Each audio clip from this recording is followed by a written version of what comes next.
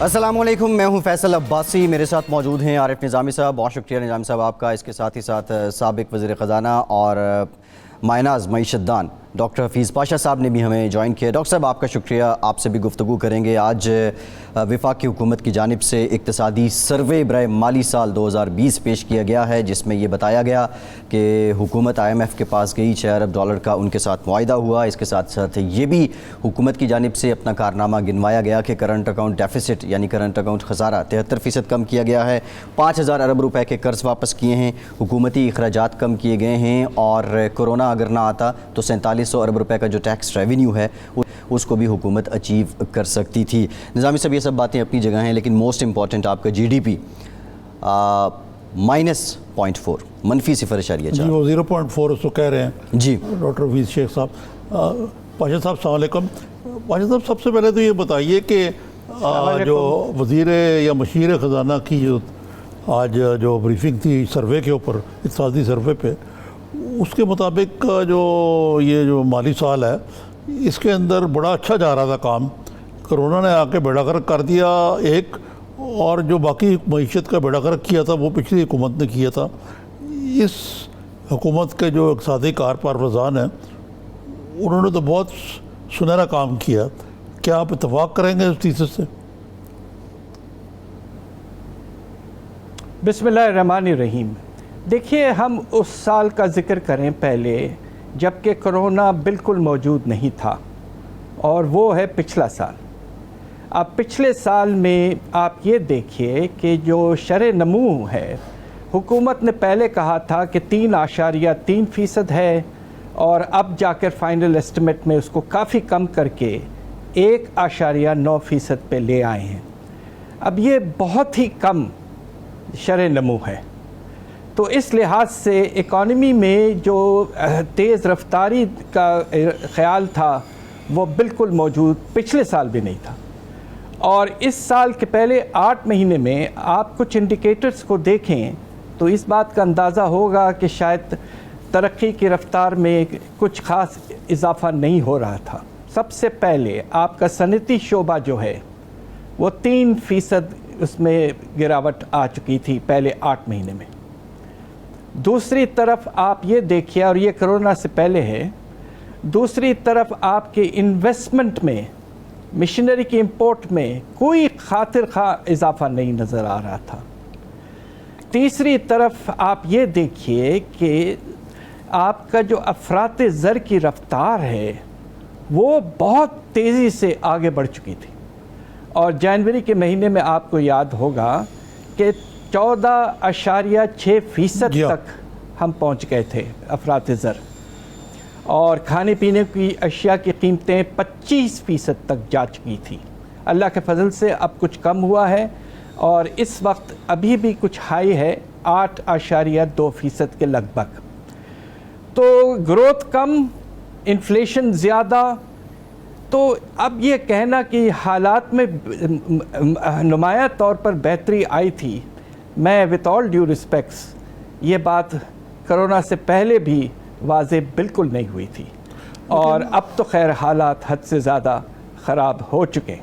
लेकिन डॉक्टर साहब, ये जो IMF के पैकेज में जाने से पहले ये हुकूमत ने IMF की कंडीशनलिटीज़ को इम्प्लीमेंट करना शुरू कर दिया था, और वो कंडीशनलिटीज़ का मकसद ये था लो ग्रोथ रो इकॉनमी जो है उसको ठंडा किया जाए।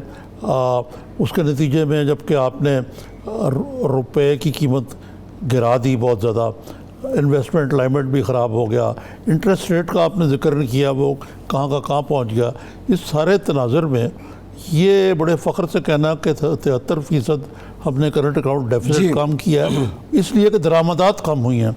बरामद तो शायद 2 इशारिया कुछ बड़ी हैं स्लाइटली उसमें। हाँ, तो ये नहीं कि ये एक अल्फाज के गोरख धंधे में लोगों को धोखा नहीं दिया जा रहा। देखिए, आम तौर पर यही होता है कि इकोनॉमिक सर्वे में जो तस्वीर खींची जाती है वो रियलिटी से काफ़ी हट के होती है, और कोशिश ये होती है बजट से पहले कि ये परसेप्शन क्रिएट किया जाए कि हालात जो पहले थे वो बहुत अच्छे थे, مگر کورونا کے بعد وہ خراب ہو گئے۔ آپ نے جس طرح بالکل مناسب بات کہی ہے کہ اگرچہ آپ نے روپے کی قدر میں تقریباً 40% کمی کرنے کے باوجود اگر آپ کے ایکسپورٹس میں صرف 2.4% کا اضافہ ہوتا ہے تو یہ کوئی خاص کامیابی نہیں ہے۔ جی امپورٹس کی کمی اس لیے ہوئی کہ جب کرنسی آپ نے اتنا گرائی تو امپورٹڈ آئٹمس کی قیمتیں پاکستان کے اندر بہت بڑھ گئی۔ جی اور دوسری طرف آپ نے جب گروتھ ریٹ آپ کی کم رہی تو ڈیمانڈ میں کمی ہوئی ہے۔ پاشا صاحب یہ قطع کلامی کی معافی، قطع کلامی کی معافی، ایک بریک لینا ہے، بریک کے بعد جب گفتگو جاری رکھیں گے، یہیں سے گفتگو کا سلسلہ جوڑیں گے۔ اور آئی ایم ایف کی شرائط مان لی گئیں، اس کے بعد عوام پہ بوجھ بھی پڑا، لیکن کیا اکانومی ان شرائط کے بعد بہتر ہوئی؟ بریک کے بعد آپ سے یہ جانیں گے، ہمارے ساتھ رہیے۔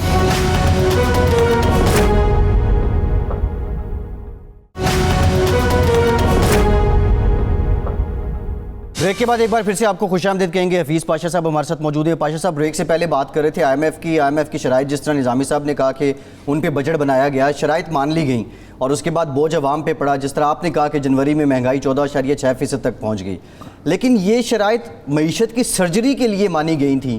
آئی سی یو میں میں یہ عرض کر رہا تھا کہ یہ آئی ایم ایف کے پروگرام پہ جانے سے پہلے ہی، کیونکہ یہ لوگ آئی ایم ایف کے ہی ہیں وہاں، جی I M F World Bank کے، انہوں نے پہلے ہی ان شرائط پر منوان شروع کر دیا تھا عمل۔ جی دوسرے میرا ڈاکٹر صاحب سے یہ سوال ہے کہ کیا ہم نے پاکستان کی اقتصادی معیشت کے یا قومی مفاد میں کوئی ہارڈ بارگیننگ کی یا اس پوزیشن میں؟ کیونکہ آج حفیظ پاشا صاحب نے عجیب بات کی ہے کہ آئی ایم ایف آپ کا محتاج نہیں ہے، اتنے لوگ ہیں، وہ آپ کے پیچھے نہیں پھر رہا، وغیرہ وغیرہ۔ یہ باتیں لگ رہا تھا کہ وہ پاکستان کے وزیر خزانہ نہیں بلکہ آئی ایم ایف کی ترجمانی کر رہے ہیں۔ جی یہ کچھ نامناسب سی بات تھی، اور یقیناً آئی ایم ایف ایک بین الاقوامی ادارہ ہے، اس کے بورڈ کے بہت سے ملک ممبرز ہیں، اور آپ کو سن کے شاید اس بات کی بھی خوشی ہو کہ ہم بھی اس بورڈ کے ممبر ہیں۔ یہ ادارہ یونائٹڈ نیشنز نے قائم کیا تھا، تو یہ اس لیے قائم کیا گیا تھا کہ جنگ کے بعد یہ کوشش ہو کہ دنیا میں ترقی کی رفتار غریب ملکوں میں بڑھے، تو اس کا مقصد وہی تھا۔ تو یہ کہنا کہ ہم یہ ادارہ جو ہے اس کا اپنا کوئی آبجیکٹو نہیں ہے، ہمارا ہے آبجیکٹو، ہمیں فائدہ ہے، یہ وتھ آل ڈیو ریسپیکٹس نامناسب سی بات تھی۔ اور دوسری طرف آپ نے یہ پوچھا ہے کہ کیا ہم اس سال بھی بجٹ میں جو انہوں نے اہداف دیے تھے، ٹارگٹس دیے تھے، کیا ہم ان کو تقریباً مان لیا ہے؟ اب اس طرح دیکھیے کہ اندازہ یہ ہے کہ آنے والے سال میں چونکہ حالات حد سے زیادہ خراب ہیں تو ہمارا ڈیفیسٹ جو ہے وہ زیادہ کم ہونے کے امکانات نہیں ہیں، بجٹ ڈیفیسٹ، مگر حکومت نے شاید اس بات پہ اگریمنٹ کر لیا ہے کہ تقریباً 9.3% جی ڈی پی کا اس سال کا ڈیفیسٹ، اس سے تقریباً کم از کم 2% of the G D P سے کم کریں گے۔ اور یہ کیسے؟ وہ اس طرح کہ کم از کم آپ کے ریونیوز میں اس مشکل سال میں، آنے والے سال میں، آپ 25 سے 26% اضافہ کریں گے ریونیوز میں، جی، اور دوسری طرف خرچوں میں سخت کمی ٹائٹ کریں گے، اور اس میں صرف اضافہ 6% کا۔ تو یعنی کہ جب کورونا کی وجہ سے ملک کے حالات خراب ہوئے ہیں اور آپ کو ایک ایسی پالیسی لانی چاہیے جس سے ریوائول ہو سکے، یہ جو آپ نے کی شاید اگلے بجٹ میں پیش کریں گے کل، اگر یہ بات واضح ہو گئی کہ ریونیوز میں اضافہ ہے، خرچوں میں کمی بہت، تو یہ ایکسپینشنری بجٹ نہیں ہے، یہ وہی پرانا جب بجٹ ہے، اور خدا نخواستہ اس وقت ملک کے حالات اتنے خراب ہیں، جی، ایسے ٹائٹ بجٹ کے نتیجے میں کہیں معیشت بالکل بیٹھ نہ جائے۔ لیکن ڈاکٹر صاحب بڑی فکر ہے یہ جو بجٹ کہتے ہیں کہ جی ہم نے پہلی دفعہ زندگی میں پاکی زندگی میں سرپلس کر دیا، یہ بہت بڑا کارنامہ ہے ہمارا، اگلا ڈیفیسٹ لے کے آ رہے ہیں۔ پھر اس کے ساتھ ساتھ یہ جو آج حفیظ شیخ صاحب نے اس بات پہ بڑا فخر کا اظہار کیا ہے کہ اسٹیٹ بینک سے ہم نے کوئی قرضہ نہیں لیا، لیکن دوسری طرف پاکستان کی تاریخ میں سب سے زیادہ قرضہ اتنے مختصر عرصے میں 15 ارب ڈالر اس حکومت نے لیا ہے۔ اب یہ موجودہ جو پاکستان کی ڈیٹنس ہے اس میں یہ سارا اضافہ اس بات پر ڈال دینا کہ پچھلی حکومت کا کال کر گئی تھی، اس لیے ہمیں ملک کو بچانے کے لیے رکھا تو یہ قرضہ لینا پڑا، کہاں تک یہ استدلال درست ہے؟ یہ بہت اہم سوال ہے، اور اس میں آپ یہ دیکھیے کہ جو بات ہمارے ایڈوائزر صاحب نے کہی، ایک بات ان کی بالکل مناسب ہے، اور وہ یہ ہے کہ جو ہم نے روپے کی قدر میں کمی کی جس کا انہوں نے بہت ذکر کیا، اس کے نتیجے میں ہمارا جو ڈیٹ ہے، پبلک ڈیٹ، اس میں 2 سال میں تقریباً 4,500 ارب کا اضافہ ہوا ہے کم از کم۔ پورا جو اضافہ ہے ایکسپیکٹڈ سال کے اینڈ تک 2 سال میں تقریباً 12 کھرب یا 12,000 ارب، تو یعنی کہ ڈیفیسٹ کا جو اصل حصہ ہے وہ 7,500 ارب ہے، اور 4,500 ارب روپے کی قدر گرنے کی وجہ سے ہے۔ مگر آپ یہ دیکھیے کہ یہ 7,500 ارب بھی بہت بڑا اماؤنٹ ہے۔ آپ 2 سال میں اگر اس حکومت کے دوران قرضوں میں 12 کھرب کا اضافہ ہوا ہے جی، تو پچھلی حکومت کے 5 سال میں 11 ارب سے کم، کھرب سے کم اضافہ ہوا تھا۔ تو یقیناً دونوں چیزیں ہیں، ایک تو خسارہ بہت بڑا ہے، گیپ جو ہے ریونیو اور ایکسپینڈیچر میں بہت بڑھ گیا ہے، اور دوسری طرف جب آپ نے روپے کی قدر گرائی اور بہت گرائی تو اس کے نتیجے میں آپ کا جو ایکسٹرنل باہر کا جو ڈیٹ ہے اس کی روپے ویلیو بہت بڑھ گئی۔ تو دونوں فیکٹرز ہیں، صرف یہ کہنا کہ صاحب یہ اس لیے ہوا ہے کہ روپے کی قدر گر گئی، یہ نامناسب ہے۔ جی اچھا پاشا صاحب، میں آپ سے جاننا یہ چاہ رہا تھا کہ جس طرح آپ نے کہہ بھی دیا کہ مہنگائی اس سال بہت عروج پہ گئی، بوجھ تو عوام پہ پڑا، لیکن بنیادی مقصد IMF کے پاس جانے کا یہ تھا کہ اس معیشت کی سرجری ہوگی۔ تو اس سال یہ جو سال گزرا ہے، کیا حکومت کامیاب ہوئی کسی حد تک کہ اس کی بنیادیں ہی کم از کم ٹھیک کر دی جائیں؟ کوئی ریسٹرکچر ہوا، کوئی پہلو اس کا؟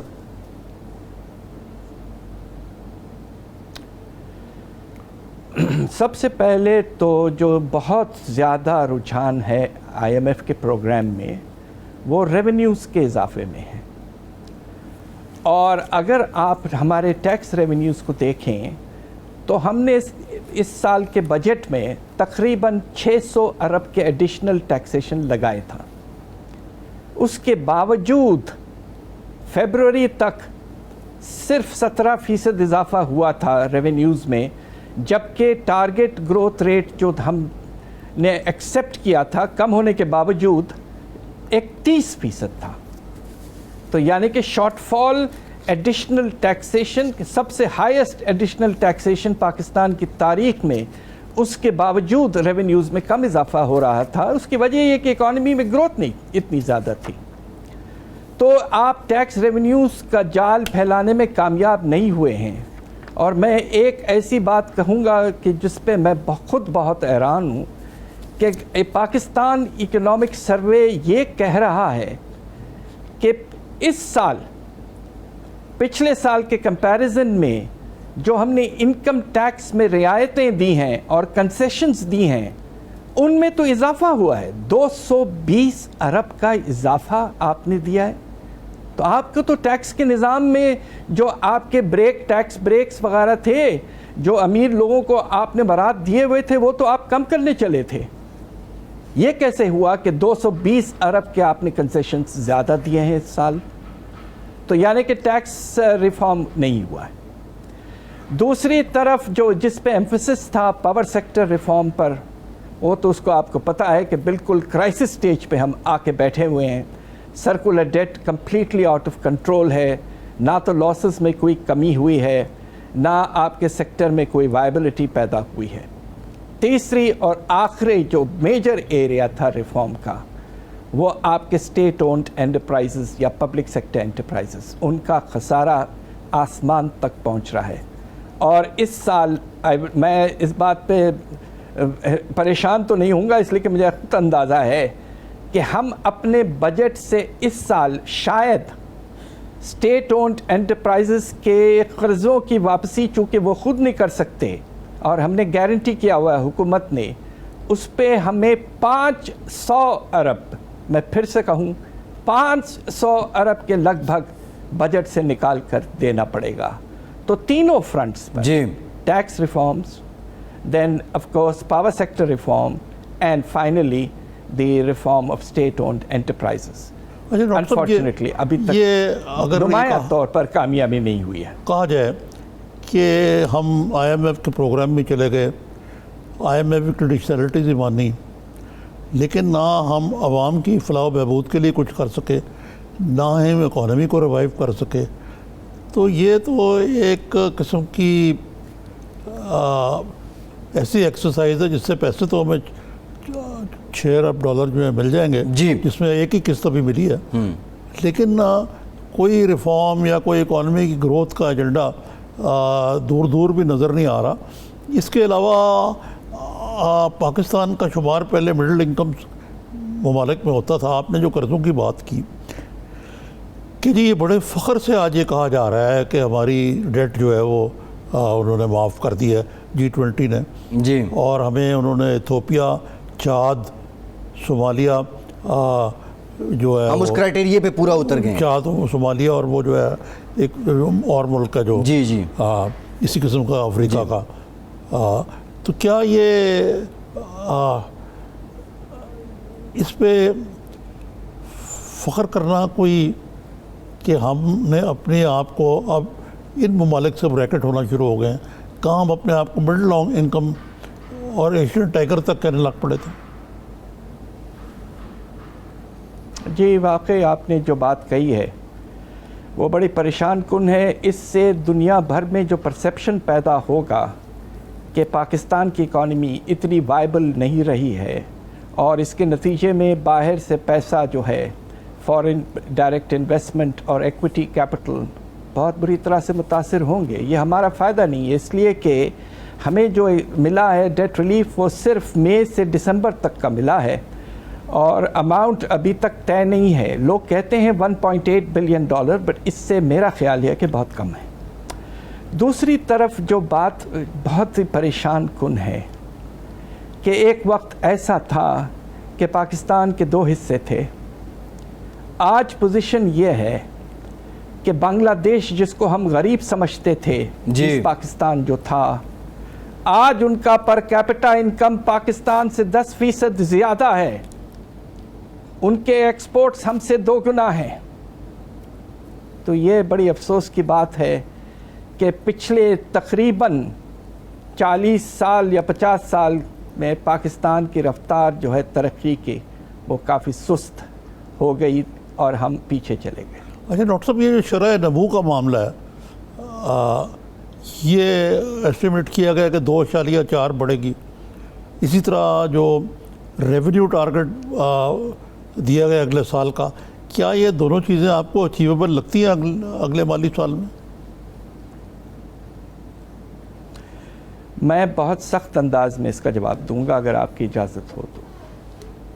دیکھیے بات یہ ہے کہ جب کرونا ملک میں موجود نہیں تھا پچھلے سال تو آپ کی شرح نمو 1.9% تھی.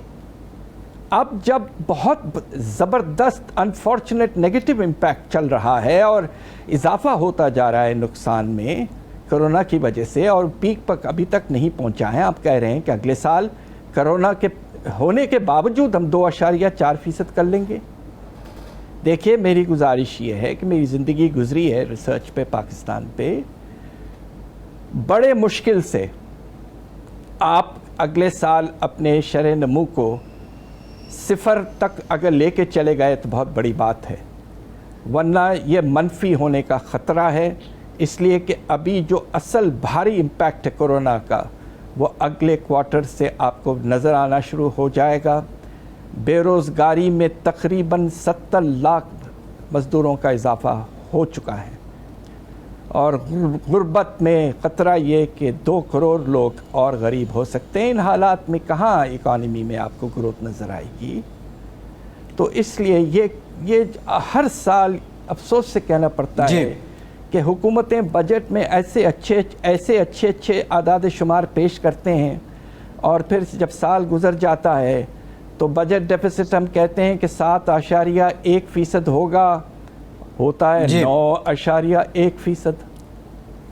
تو ہر چیز میں اب وقت آ گیا ہے کہ ہم گزارش کرتا ہوں ایز اے ریٹائرڈ پروفیسر کہ پلیز آپ ہماری کوشش یہ ہونی چاہیے کہ ہم ریئلزم کی طرف جائیں تاکہ ہماری پلاننگ جو ہو وہ ریالٹی پہ بیسڈ ہو اور ہوا پہ بیس نہ ہو. ٹھیک ہے ڈاکٹر صاحب، آپ کی سجیشنز جو ہیں وہ بھی بریک کے بعد لیتے ہیں. آج حفیظ شیخ صاحب نے یہ بھی کہا کہ FDI 170% بڑی ہے، تو روزگار کتنا بڑا ہے اس سال میں؟ بریک کے بعد ڈاکٹر صاحب سے یہ بھی جانتے ہیں. ہمارے ساتھ رہیے.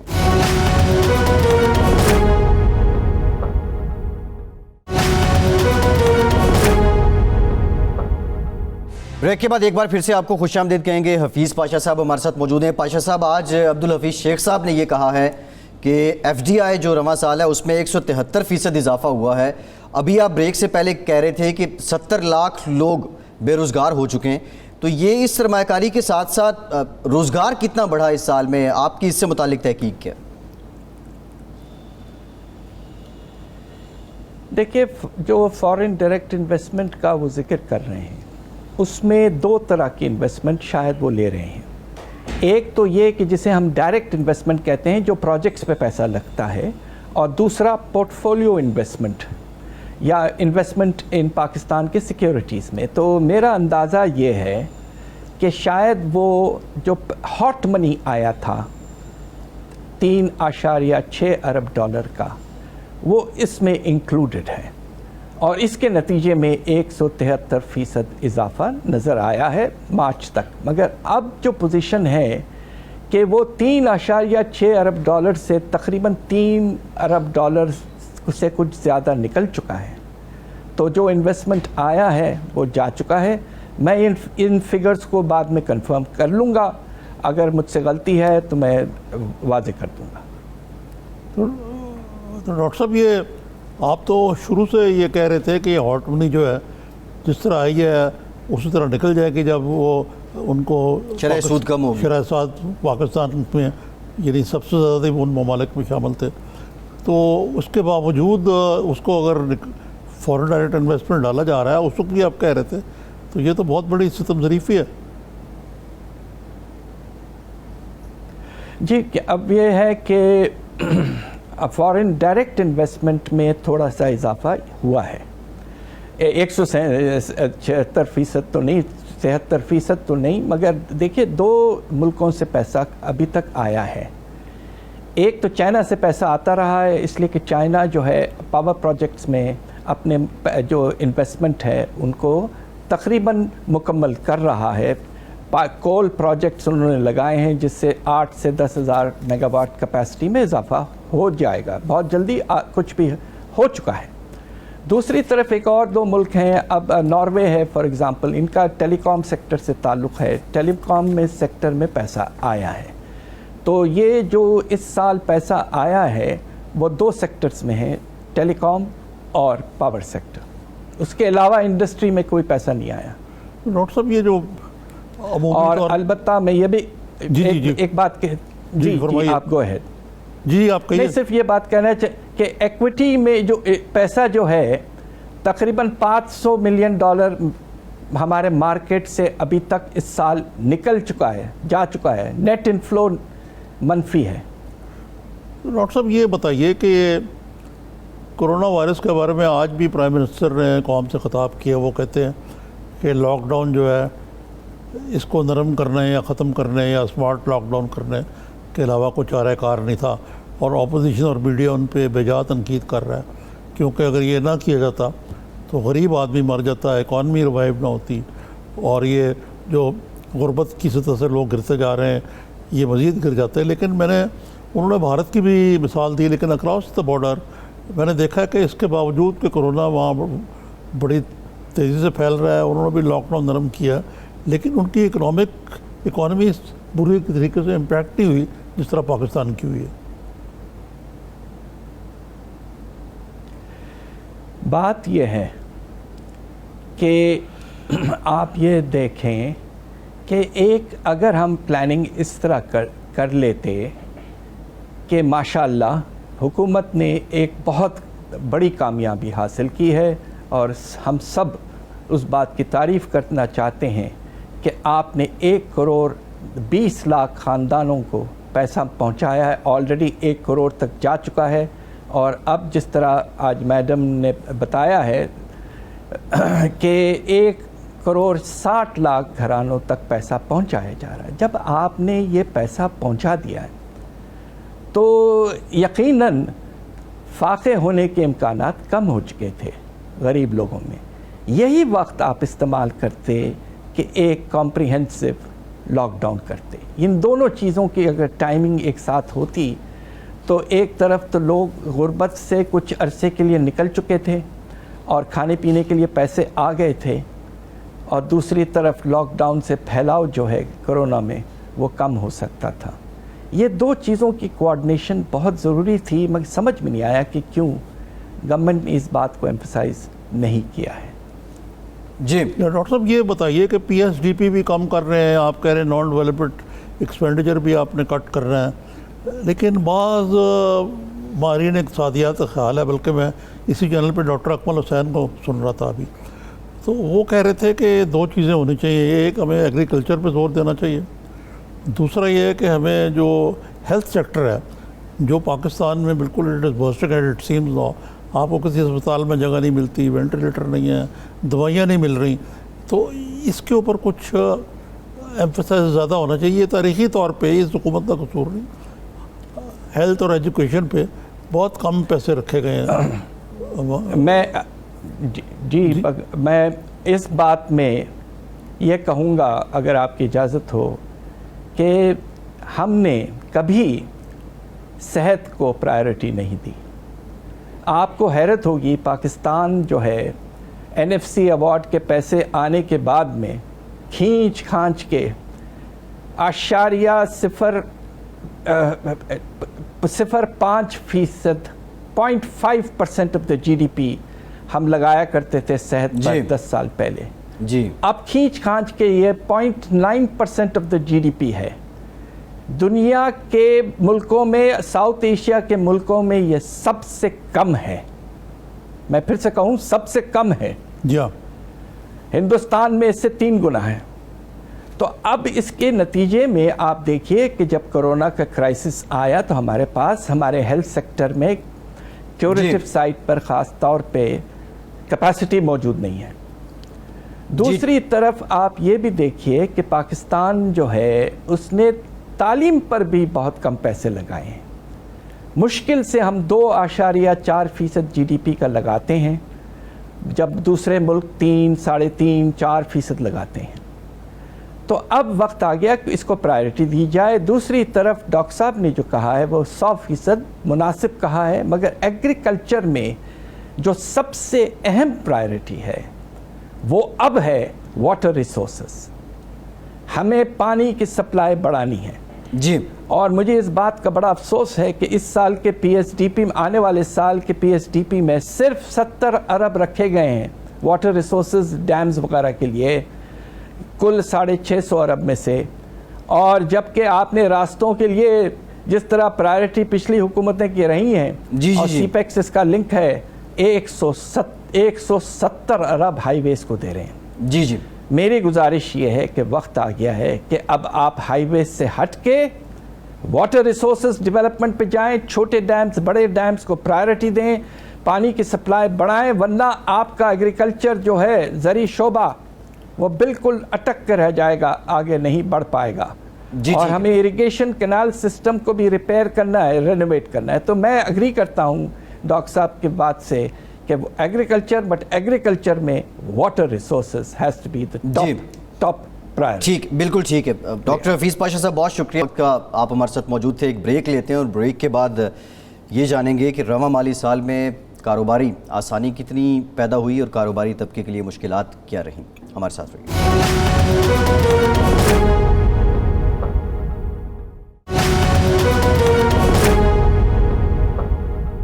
بریک کے بعد ایک بار پھر سے پروگرام میں آپ کا خیر مقدم کرتے ہیں. بریک میں ہمیں جوائن کیا ہے عارف حبیب صاحب نے, معروف کاروباری شخصیت ہیں, بزنس کمیونٹی کو ریپرزینٹ بھی کرتے ہیں. بہت شکریہ عارف صاحب آپ کے وقت کا. آپ کی طرف بھی آتے ہیں نظامی صاحب. کاروبار ظاہر ہے سب کچھ اسی کے گرد گھومتا ہے, روزگار بھی, ٹیکس بھی, حکومتی اخراجات بھی, یہ چلے گا تو پورے ہوں گے. یہ سال کیسا رہا؟ جی یہ سال کو مجھے تو اتنا اچھا نہیں لگا, لیکن عارف صاحب سے لیتے ہیں رائے ان کی ایکسپرٹ کہ جی اگر آپ دیکھیں جو آج حفیظ شیخ صاحب نے سروے پیش کیا اس کی روشنی میں دیکھا جائے تو جو ایز آف ڈوئنگ بزنس ہے پاکستان میں اس میں کوئی واقعی کوئی آسانیاں پیدا ہوئی ہیں. پہلے تو بہت یہ شورا تھا کہ جی نیب بزنس مین کے خلاف نہیں جائے گی اور اس کے بعد کچھ کلائمیٹ بہتر ہو جائے گا. پھر یہ کرونا بھی آ گیا, اس سے شٹ ڈاؤن بھی ہو گئے. لیکن عمومی طور پہ حکومت کا رویہ بزنس مین کے ساتھ کوآپریٹو ہے اور وہ بزنس فرینڈلی ایٹماسفیئر کریٹ کرنا چاہتے ہیں اور کر بھی پا رہے ہیں کہ نہیں؟ آئی تھنک بحیثیت مجموعی جو ہے وہ یہ سال تو بزنسز کے لیے جو ہے وہ ٹف رہا ہے. In terms of financial numbers اگر آپ دیکھیں تو ٹف رہا ہے, اور یہ سلو ڈاؤن نے جو ہے وہ پہلے افیکٹ کیا کیونکہ پچھلے بجٹ کے بعد سے جس طریقے کا ملک میں ماحول تھا اس کی وجہ سے جو ہے سلو ڈاؤن کا جو ہے وہ کو فیس کرنا پڑا, اور اس سے تمام مختلف سیکٹرز میں جو ہے وہ سیلز وغیرہ کم ہوئی. پھر اس کے بعد یہ جو کورونا شروع ہوا تو کورونا نے تو اور زیادہ جو ہے وہ ہٹ کیا کاروبار کو لاک ڈاؤن کی وجہ سے, اور اس میں جو ہے وہ اور سلو ڈاؤن ہو گیا. بٹ کورونا کے آنے کے بعد جو ہے وہ جو پالیسی چینج آیا اور جو ریلیف جو ہے گورنمنٹ نے اور سینٹرل بینک نے جو اناؤنس کیے ہیں اس سے میں سمجھتا ہوں کہ ایک جو ہے فاؤنڈیشن اچھا بن گیا. اینڈ آئی بلیو کورونا کے بعد جب یہ سارا لاک ڈاؤن ختم ہوا اور پچھلا ہفتہ ہم نے دیکھا کہ پچھلا ہفتہ جب یہ ایکٹیویٹی دوبارہ شروع ہوئی تو جو ہے وہ سیلز وغیرہ کافی پک ہوئی ہیں. تو جو گورنمنٹ نے خاص طور پہ جو یہ اسٹیٹ بینک نے جو ہے وہ انٹرسٹ ریٹ میں جو کمی کی 5.25%, پھر انہوں نے جو پرنسپل ری پیمنٹ کی ڈیفرمنٹ جو ہے وہ فیسلٹی جو ہے وہ دی, اس سے آئی بلیو لوگوں کے پاس کافی لیکوڈیٹی آئے گی. پھر یہ سیلریز پیمنٹ کے بارے میں جو فیسلٹی دی گئی ہے دیٹ آلسو ول انفیکٹ لوگوں کی جو ہے تھوڑی سی مشکلات کو جو ہے وہ کم کرے گا.